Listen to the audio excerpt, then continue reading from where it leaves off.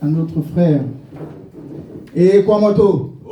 Et quoi moto? Autant. Moi, ça va. La team Sele, Besse, Gitala Masuma. Besse Bena, Bawadi Kusa, Sunapunda, Nabanongi Lungu Nabiso. Autorité traditionnelle, autorité diplomatique, chers invités, nous remercions tous ceux qui ont pris la peine cet après-midi pour partager ce moment inédit ici en France avec nous, l'association Guignasawa. Je vais donc commencer ce café littéraire avec mon invité qui se trouve à ma droite, qui n'est autre que M. Patrice Ebanda, à qui je souhaite la bienvenue. M. Patrice Ebanda, bienvenue. Merci d'avoir accepté notre invitation. C'est moi qui suis flatté déjà d'être là cet après-midi autour de ces belles personnes que vous êtes. Je vous remercie déjà d'avoir pu trouver dans vos agendas si bouquets, vous avez trouvé du temps pour être là, pour nous honorer. Et je ne cache pas le fait que je sois tellement fier et je me sens honoré en même temps. Je crois que c'est un privilège d'être là ce soir parmi vous. Et je dis merci à l'association Guignasawa. J'espère que ça va continuer, ça ne va pas s'arrêter là. Et je vous remercie. Merci, M. Patrice Ebanda. Que l'on connaît spécialement sous le nom de Papa Zoé. Au vu de vos nombreux albums à succès, notamment Batobaye, qui a fait danser énormément de personnes de par le monde. Qu'est-ce que ça vous fait de savoir que vous êtes un précurseur dans le monde du Makossa, à avoir fait un livre dont vous avez intitulé Le Beaux Ailleurs? Qu'est-ce que ça vous fait? D'abord, ça renforce le fait et l'idée que j'ai eue depuis petit. J'ai aimé la lecture, je lisais tout ce que je voyais. Et je me disais toujours, pourquoi pas le faire? Est-ce que je le ferai un jour? C'est un sentiment d'un travail qui a été accompli et d'un rêve que j'ai pu réaliser. Et voilà, être le premier, je pense que les autres, ils ont ces idées, mais peut-être qu'ils ne sont pas encore prêts à le faire, ils ne veulent pas le faire. C'est faisable, tout le monde peut le faire, mais bon, je me sens fier et dire que parmi les musiciens Sawa, peut-être cela va donner le courage à d'autres parce que les histoires, il y en a pour les musiciens. Les musiciens, ils ont toujours des histoires dans leur carrière. Je pense que chaque carrière, chaque ville qu'on visite, c'est toute une histoire, c'est dans un livre qu'on peut écrire. Donc je pense que beaucoup vont suivre ma voie et on aura beaucoup plus d'écrivains du côté de la musique. Eh bien oui, bien sûr, parce que nous savons que notre communauté, c'est une communauté de bons vivants. Le Sawa, intrinsèquement, il aime la bonne vie. Et quand on a pensé à faire ce café littéraire, il était question de mettre un peu la balance au milieu, de faire en sorte que nos écrivains, les écrivains de notre communauté, les écrivains du Cameroun, soient aussi comme ça à la une. Et tout le plaisir est pour nous de vous accueillir. J'irai par cette première question. Pourquoi l'avoir titré Le Beaux Ailleurs? Tout simplement parce que tout le monde a vu ce mouvement qu'il y a eu entre, je crois, sauf si je me trompe, 2018 jusqu'à 2023. Cette vague d'immigration, tout ce qu'il y a eu, ces jeunes qui sortaient, qui prenaient la mer et d'autres qui n'arrivaient presque pas. Je crois que c'est eux qui ont créé ce nom. Dans ce cri, quand une barque arrivait à destination, soit passant par la Libye ou par les îles Canaries, quand le bateau arrivait, il criait et il disait Boza, Boza, Boza, Boza, Boza. Parce que moi, je me rappelle à l'époque, quand on avait pris la route, c'était pas Boza, c'était, enfin, chez les savants, on disait Adoma. Papa Zoé Adoma. Bon, à l'époque, c'était pas Papa Zoé, Patrice Adoma. C'est ce que les Bruno disaient. Donc, j'ai voulu réadapter, enfin, et remettre ce nom, ce nouveau nom, qui est bien, qui va aussi avec leur histoire.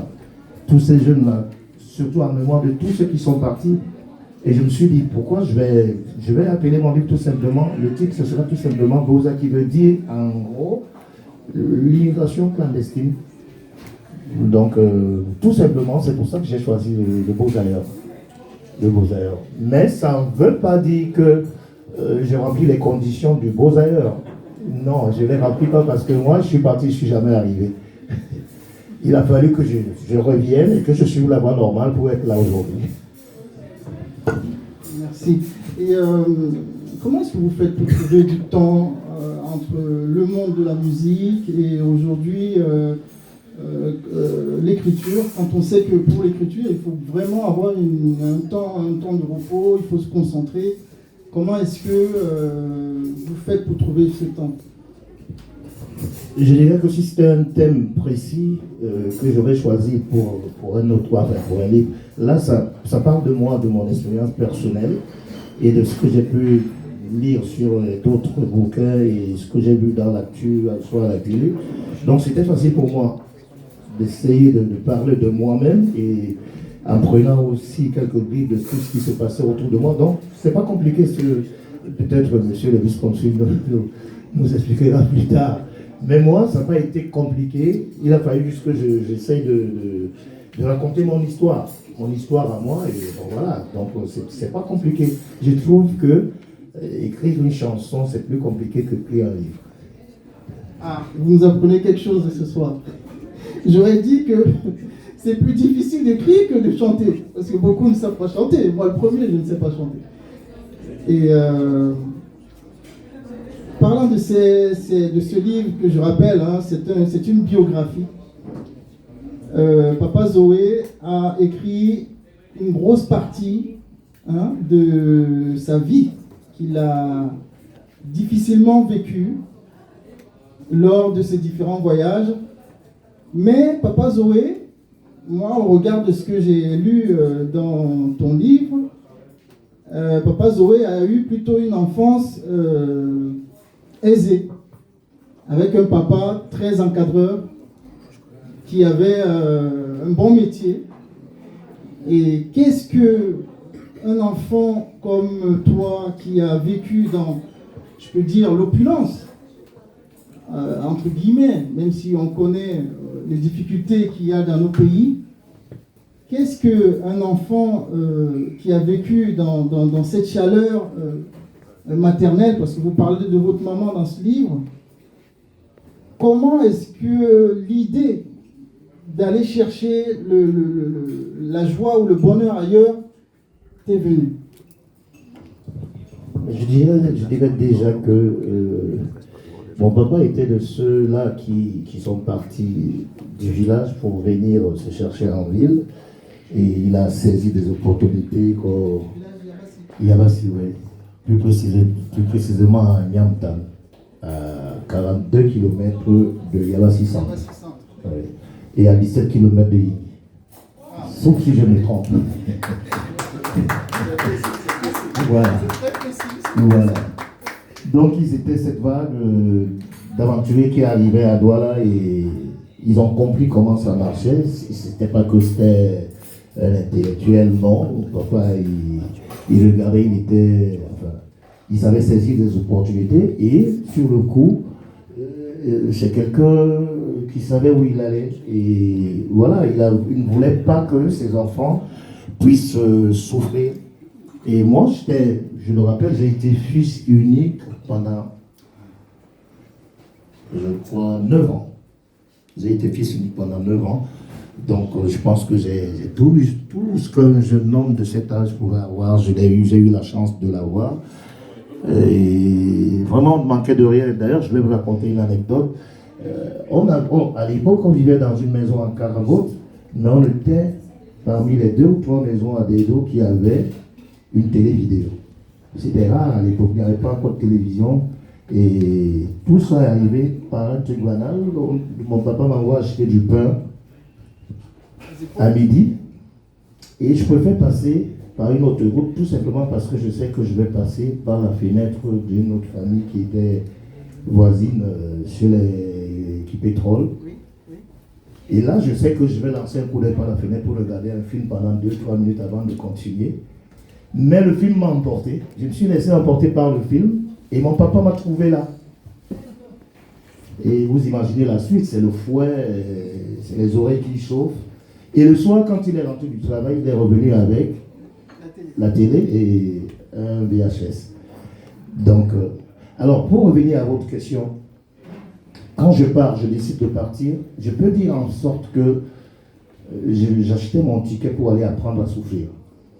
Pour aller, parce que là je découvre le vrai monde, je découvre qu'il va falloir que je me lève le matin, que je cherche de quoi manger, que je sache ce qui peut arriver demain, et le respect du prochain, je le découvre là.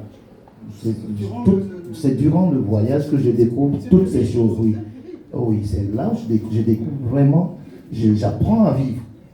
Et ça m'a tellement reformé. C'est vrai, l'internat c'est quelque chose, mais là, on était dans l'action et il fallait réfléchir. Donc voilà, ça m'a aidé en quelque sorte à devenir un homme. Et je pense que sortant de là, j'ai appris beaucoup de choses dans ma vie. Et je ne comprenais pas pourquoi est-ce que le papa peut te dire qu'il va falloir que tu ailles à l'école. Soit il va falloir que tu apprennes un métier, ça je ne le comprenais pas. Mais là j'ai commencé à comprendre, j'ai commencé à capter. Donc, ce voyage il a été important pour moi malgré que je n'ai pas pu le réaliser comme je voulais. J'ai eu la chance que d'autres n'ont pas pu avoir, d'autres jeunes, ils ne reviennent pas. Mais moi j'ai eu la chance d'avoir un parent, je ne sais pas quel alchimie il a pu me retrouver, mais la vérité c'est qu'il m'a retrouvé, il m'a ramené à la maison. Mais oui, il t'a ramené à la maison, sachant que le papa ne voulait pas que tu chantes, que tu deviennes un artiste. Et il voulait que tu ailles à l'école. Mais comment est-ce que, déjà, quel a été ton modèle dans le monde de la musique camerounaise? Quel artiste t'a donné cette envie, t'a fait sortir de ton cocon dans ta chaleur familiale pour que tu décides comme ça, selon, après toutes ces difficultés, après, voilà. Quel artiste tu peux citer aujourd'hui qui t'a nourri d'espoir? Déjà, on a la chance ou bien la malchance qu'à Dedo, on est entouré par des artistes. Il y a tellement d'artistes à Dedo. Moi, j'ai grandi autour de gens comme Guy Lobet, Ben Beka, Olven Ekwala, Boulard, Arinjo. Et celui qui m'a le plus inspiré, c'est Arinjo. Déjà, son côté chanteur de cabaret et tout, il chantait tout. C'est lui qui m'a... Je voulais être lui. Et en même temps, il m'a envoyé, lui me repoussait plutôt vers un autre maître qui s'appelait M. Boaloter.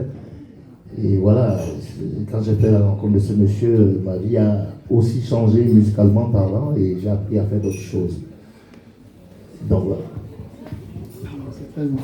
Et alors quand on lit le livre, on découvre une autre personnalité de vous, au-delà de cette apparence, de cette carrure.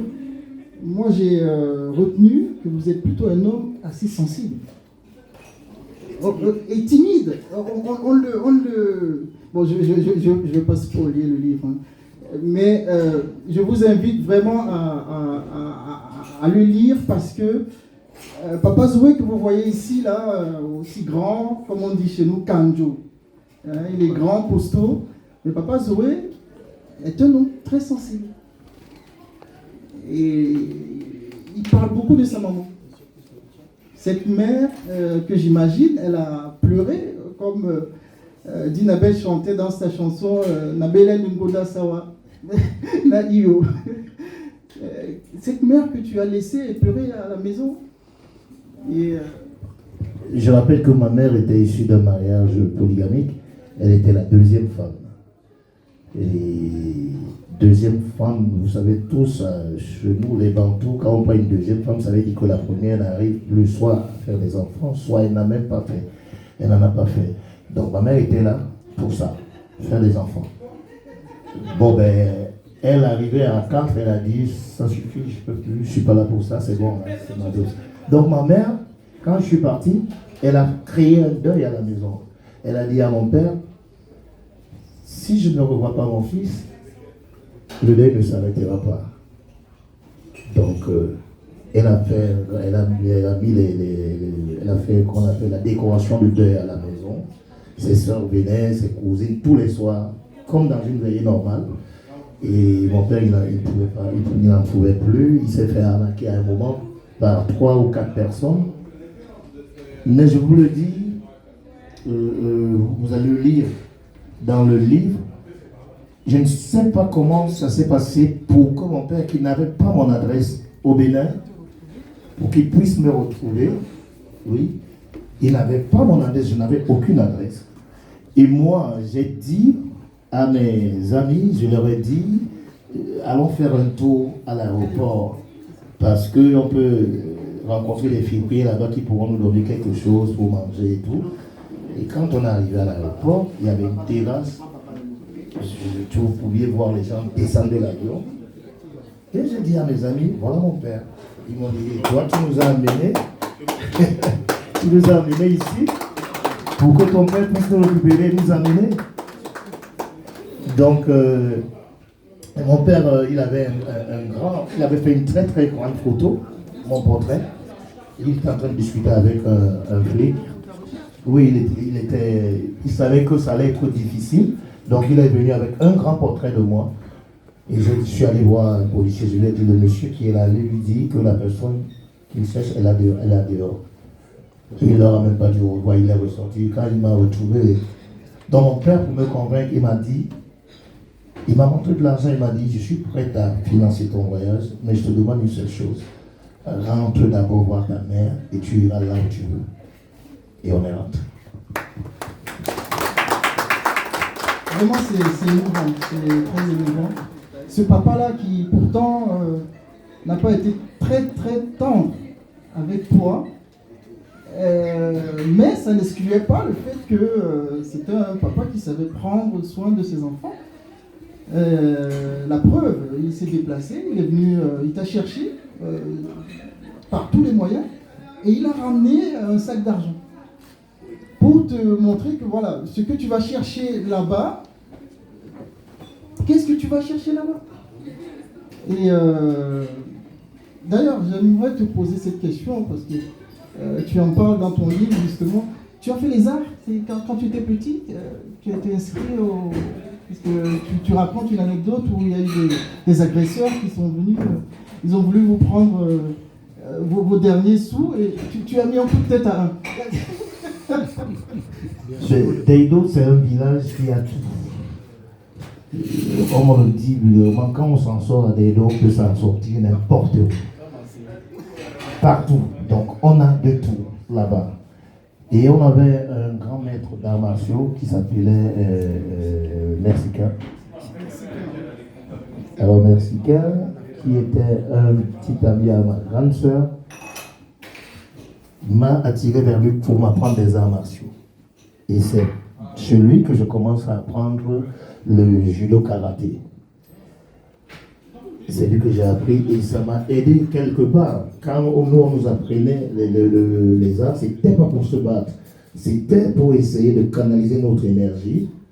C'était pour être têtu parce que comme il trouvait que j'avais trop d'énergie, il a dit à ma mère, il faut que je le prenne tous les soirs, même pour 1 heure. Et c'est ces arts-là qui m'ont appris. Parce qu'à un moment, je reconnais que j'étais brutal à un moment de ma vie, mais les arts martiaux, ça m'a appris à me contenir, à me maîtriser, et ça nous a sauvés. La preuve, pendant que j'étais en aventure, ça nous a sauvés dans une nuit dans une ville qu'on appelle Oron. C'est incroyable. Je vais comme ça me retourner vers mon invité du jour, qui n'est autre que Monsieur Silver Songé, vice-consul à l'ambassade du Cameroun. Monsieur Silver Songé, bienvenue. Merci beaucoup pour l'invitation. Je me suis retourné parce que Papa Zoé parlait de cette brutalité qu'il avait. Et ça m'a fait penser au livre de M. Silver Songé, qui parle justement de l'éthique, de la façon d'être. Et on voit que finalement la jeunesse, elle a besoin d'avoir certaines connaissances,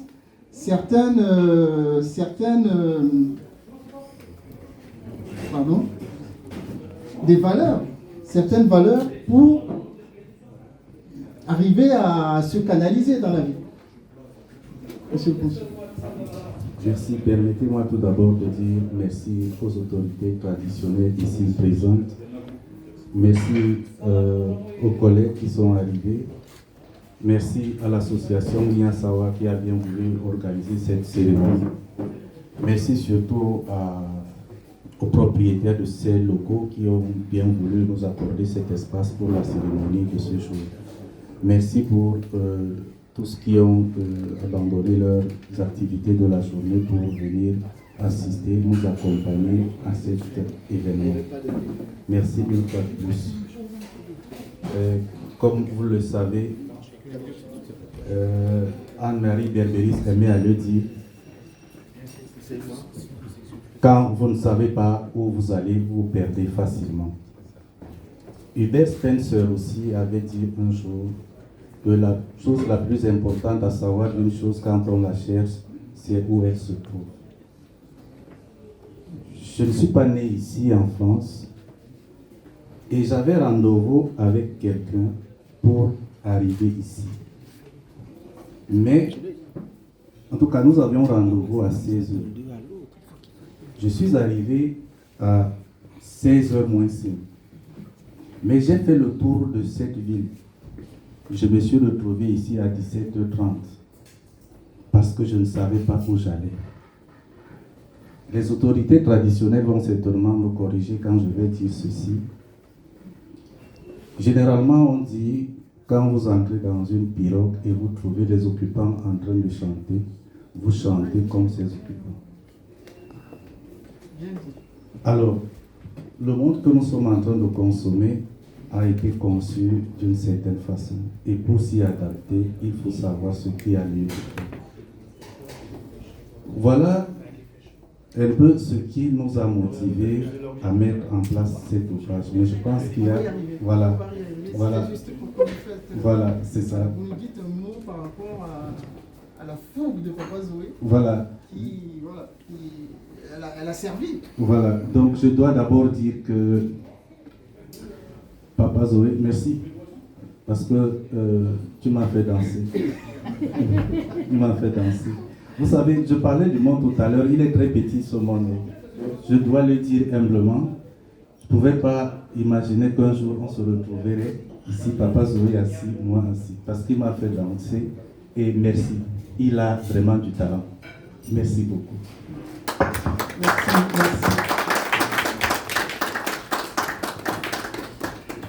On va essayer de souffler un peu avant de continuer avec Papa Zoé. Et je vais par cela passer le micro à notre maître de cérémonie, Monsieur Valdez Kayese. Merci. Première des choses, remarque que je veux faire. Je pense que c'est passé inaperçu aux oreilles de beaucoup parce qu'ils ne connaissent pas le phénomène en question. Avant toute chose, Monsieur Okala, je me permets de vous souhaiter la bienvenue. Merci d'être venu et merci d'être toujours présent dans tout ce qui concerne le Camerounais et le vivre ensemble. Vraiment, je ne sais pas, je vous souhaite de traverser les cimes de la diplomatie, mais ce qui est sûr, c'est que nous allons vous regretter le jour où vous serez ailleurs. Vraiment, je vous le dis. Est-ce qu'on peut l'applaudir pour M. Okala, s'il vous plaît? Je vous parlais de phénomène tout à l'heure parce que je suis certain que même Eyab a été très surpris d'entendre ça. Que M. Songé dise devant les gens qu'il a dansé, c'est tout simplement un espoir. Parce que je peux vous jurer que pour voir ce monsieur danser, il faut se lever très tôt. Mais quand il danse, il danse. Quand il danse, il danse.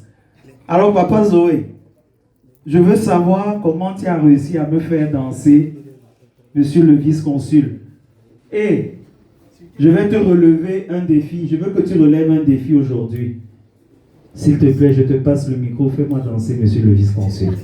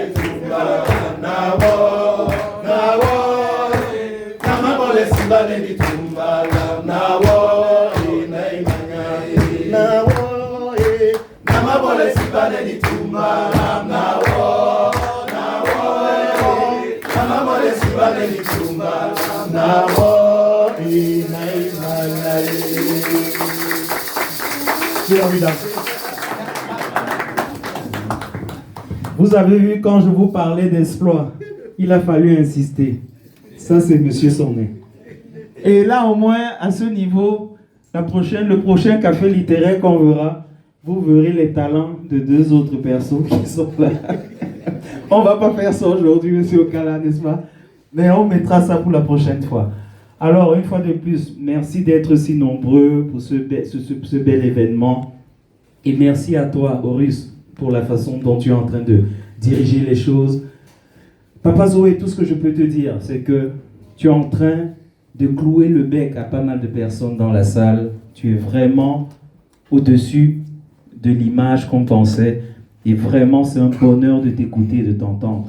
Je vais juste vous demander à tous qui êtes dans la salle, les 50 € avec lesquels vous êtes sortis de chez vous ce matin. Les 50 €. Pour ne pas dire les 75 ou les 100 €. Gardez quelque chose en commandant les frites ou je ne sais pas ce que vous commandez là. Gardez quelque chose parce que tout à l'heure, nous avons un beau moment de dédicace et je vais vous prier de faire honneur à nos deux auteurs qui sont là. Et je veux voir chacun de vous rentrer avec un minimum un livre.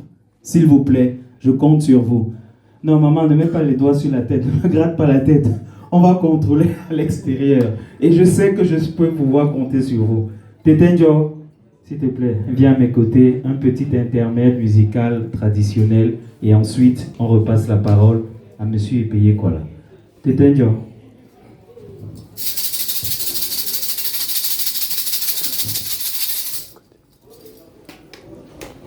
Ngumonye ndengume amuna tete ngumonye ndengume ngumonye ndengume amuna tete ngumonye ndengume to wala ne londo wenai ngumonye ndengume ngumonye ndengume amuna tete ngumonye ndengume ngumwe busite boso besuwa itete panga imati pande ngumonye ndengume ngumwe busite boso besuwa na itepe tanga edipite eman ngumonye ndengume ngumonye ndengume amuna mama ngumonye ndengume ngumonye ndengume amuna papa ngumonye ndengume ngumonye ndengume amuna tete ngumonye ndengume ngumwe busite boso besuwa na itete panga imati pate ngumonye ndengume ngumwe busite boso besuwa na itete panga edipate ngumonye ndengume ngumonye ndengume amuna tete kwate ngumonye ndengume amuna tete ngumonye ndengume kwate ngumonye ndengume amuna tete ngumonye ndengume ngumonye ndengume amuna tete ngumonye ndengume mana ngumonye ndengume asangwa moe ngumonye ndengume ngumonye ndengume ngumonye ndengume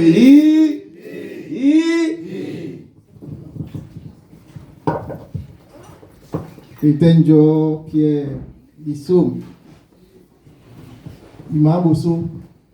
Alors on va continuer la rencontre avec Kotobas s'est fait comment? Parce que beaucoup de jeunes, tels que moi, on découvre Papa Zoé aux côtés du célèbre artiste camerounais, le regretté Kotobas. Peux-tu nous dire comment cette rencontre s'est faite, s'il te plaît? J'avoue que c'était un hasard simple. Déjà, Koto, c'est quelqu'un de ma famille, c'est un grand frère. Et nous avons chez nous à Dedo aussi le respect des aînés. Ça, on nous l'a inculqué. Donc, on ne pouvait pas approcher les aînés n'importe comment. Mais bon, par rapport à mes efforts, j'arrivais souvent à me surpasser. Je me retrouvais en train de faire des répertoires qui n'étaient même pas de mon âge. Je chantais des fois, on me demandaient, mais comment toi tu connais cette chanson? Donc c'est comme ça que je me fais remarquer par contre, sans savoir qu'il me suivait. Alors, vient le projet As d'Or, qui est confié à Kotobas, et il me dit de venir au studio Makassi. J'arrive au studio, il me fait écouter la chanson Ponce Pilate. Et quand je l'écoute, je suis loin de savoir que c'est lui qui chante. Parce que je le vois chanter en cabaret, mais là-bas sur une bande, ça me tonnait un peu. Il me dit qui chante, je lui dis c'est Annie Disco qui chante. Et il rigole, il me dit non, c'est moi qui chante. Et je veux que tu chantes cette chanson. Et très honnêtement, quand j'écoute, je dis non, là je peux pas. J'arriverai pas.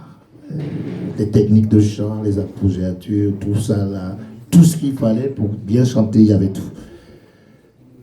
Je lui dis non, je ne peux pas, c'est pas. Je vais être honnête avec toi. Et il me dit bon, ok. J'ai créé une partie où tu pourras faire les animations pour que ça ne ressemble pas à la version originale. J'espère que tu pourras le faire parce que je te vois faire des trucs congolais là. Donc j'espère que tu vas me faire ça. Je lui dis je vais essayer. Donc c'est le premier.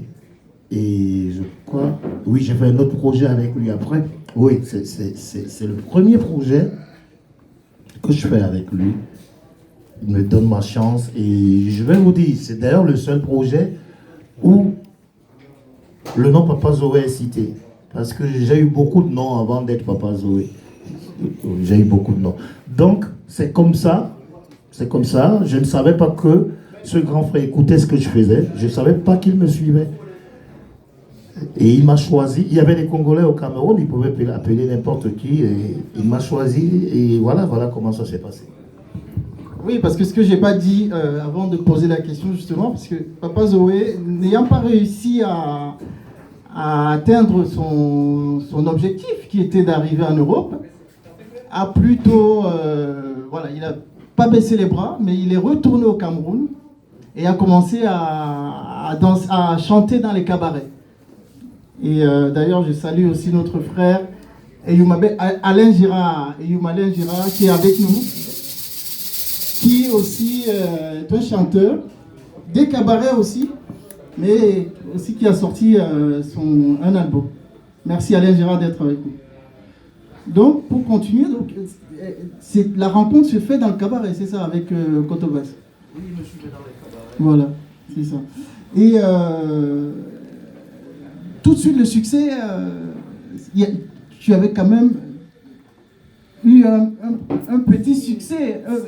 C'était une vitrine pour moi et sincèrement, il faut reconnaître que c'est de là où vraiment les gens commencent parce qu'on peut te voir dans un cabaret, c'est juste un socle, c'est un milieu bien fermé. Ça ne veut pas dire que tu es déjà aussi connu. Mais à partir du moment où tu commences à passer à la télé, ça devient une autre dimension.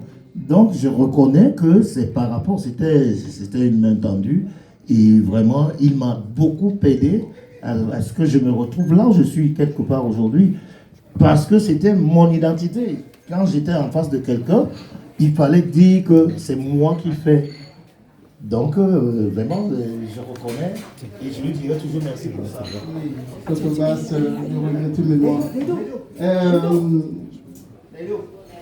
Pour continuer, alors toujours dans cette réussite, dans ta réussite, bien évidemment, tu n'as pas atteint l'Europe, mais plus tard, avec le fait d'être revenu, ça t'a plutôt mûri. Tu rencontres ta défunte femme, dont tu parles dans le livre. Peux-tu nous raconter la petite histoire? Parce que avant qu'elle ne devienne ta femme, il y a eu quelques problèmes. Ben, je reviens au Cameroun. D'autres me prennent pour cet enfant déchu qui voulait faire une aventure, qui a volé de l'argent à son père et qui est parti. Et d'autres me prennent pour un héros. Ils disent, ouais, il a quand même essayé. Et en plus de ça, Atibi pondé dans l'avion beau à bord. Donc quand je reviens, je fais donc, je ne baisse pas les bras parce que quelque part, je reconnais aussi que les parents m'ont donné envie d'être là. Ils m'ont donné envie de rester parce que ça aurait été d'autres. Peut-être que ça n'allait pas, ça allait tout le temps me rappeler que ouais, tu étais parti, tu as fait quoi. Voilà. Donc, j'ai eu le soutien des parents et des amis. Et ça m'a donné envie de continuer. Je suis même reparti à l'école. Et voilà, je rencontre donc celle, parce qu'il faut le dire, je rencontrais des filles, mais ce n'était pas cet amour-là. Je ne savais même pas ce que c'est que l'amour. Mais là, quand je l'ai rencontrée, c'était autre chose de différent. Donc voilà, on s'est mis ensemble et elle est heureusement ou malheureusement tombée enceinte, ce qu'il ne fallait pas pour les parents. Avant le mariage. Et ses parents n'ont pas avalé cela, ça a créé beaucoup de problèmes au point où on a perdu ce bébé. Et Dieu nous a donné la chance, les tensions se sont apaisées au niveau des deux familles. Ma famille reconnaissant que, ok, notre fils il va épouser votre fille, tout cela, ça c'est l'orchestration de mon père, parce que dans sa tête il se dit, ce monsieur, si je le lie par le mariage, il va se calmer, il n'ira plus nulle part. Donc, il a tout fait pour que je puisse me marier. Je me suis marié tellement tôt. Je me suis marié très vite. Parce que j'avais à peine 18 ou 19 ans. Je peux me tromper. Donc voilà comment je me mets avec ma femme. Et malheureusement, elle n'est plus avec nous aujourd'hui. Mais on a eu 2 enfants. Et voilà, ça c'était mon premier amour, mon véritable amour. Je confondais, hein, je savais pas ce que c'était, je comprenais le fleur de l'amour et tout, mais voilà. C'est elle qui m'a accepté malgré que j'étais un beau-ailleurs. Oui, alors un beau ailleurs, comme tu l'as si bien expliqué tout à l'heure. Il faut aussi dire que tu es entreprenant, Papa Zoé. On sait qu'à Deido, tu as créé l'écurie des beaux garçons de Deido, qui est un pub, un cabaret, un pub comme on appelle en France. L'écurie des beaux garçons. Oui, un cabaret, parce qu'il y a toujours eu un orchestre. Donc pour moi, l'idée c'était de rassembler mes amis chaque fois qu'on pouvait se retrouver, qu'on puisse s'amuser, jouer de la musique, donner du plaisir aux gens. Et ça va toujours être ça. Donc voilà, l'écurie des beaux garçons existe et c'est là toujours. J'ai pensé avec mes amis, on a toujours eu cette idée, même quand on était enfant, où est-ce qu'on pourrait se retrouver les week-ends pour pouvoir jouer.